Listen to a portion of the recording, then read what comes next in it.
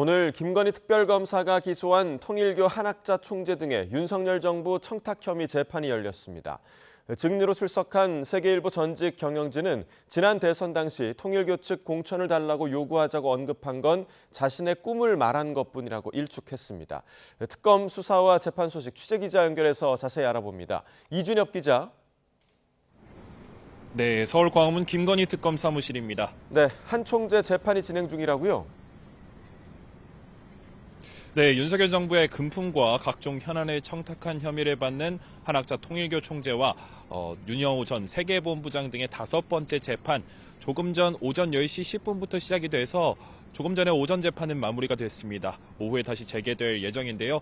윤 전 본부장은 지난 5일 통일교가 여야 가리지 않고 정치인들에게 접촉을 해왔다고 폭로했습니다. 이후 통일교 관련 재판은 별도로 마련된 중개법정까지 연일 만석일 정도로 이목이 쏠리고 있습니다. 오늘 재판에는 윤 전 본부장에게 국민의힘 권성동 의원을 소개한 인물로 지목된 윤정로 전 세계일보 부회장이 증인으로 출석했습니다. 재판에서는 윤 전 본부장과 윤 전 부회장이 주고받은 메시지가 공개됐는데요.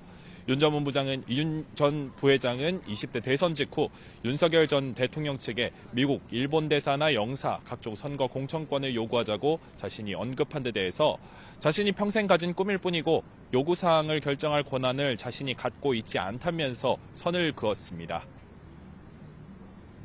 네, 또 특검은 내일 윤석열 전 대통령을 사실상 마지막으로 조사할 예정이죠. 네, 김건희 특검 수사 기간이 오는 28일에 끝나서 사실상 일주일 정도밖에 남지 않았습니다. 그래서 내일 되도록 모든 조사를 한 번에 끝마치겠다는 게 특검 입장입니다. 특검은 윤석열 전 대통령을 상대로 김건희 씨가 서희건설 이봉관 회장과 김상민 전 검사, 이배용 전 국가교육위원장 등으로부터 금품이나 청탁을 받는 데 관여했는지 등을 따져 물을 것으로 보입니다. 특검은 앞서 출범 초기인 7월부터 윤 전 대통령 조사를 시도했지만 번번이 불발했습니다. 특히 체포영장을 발부받아서 구치소 강제구인을 2차례 시도하기도 했지만 윤 전 대통령의 완강한 거부로 조사실로 데려오지 못했습니다. 이번엔 양측 협의로 조사가 성사됐는데 특검은 이번 조사 뒤에 윤 전 대통령 부부의 각종 금품 공여 의혹에 대한 처분을 결정지을 방침입니다. 네, 또 오늘 내란 특검이 기소한 재판도 열렸다고요?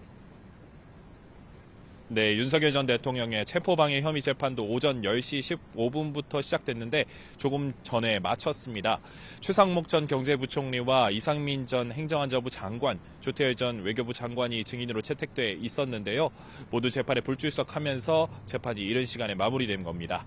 재판부는 오는 26일 증인들을 다시 불러서 신문하고 특검 구형과 피고인 측 최후 변론과 진술 등이 이뤄지는 결심 공판을 진행할 방침입니다. 이어 다음 달 16일에는 선고를 내릴 계획인데요. 윤 전 대통령 측은 재판부가 일방적으로 선고기일을 앞당겼고 졸속 재판은 정의가 아니라면서 반발하고 있습니다. 지금까지 김건희 특검 사무실에서 YTN 이준엽입니다.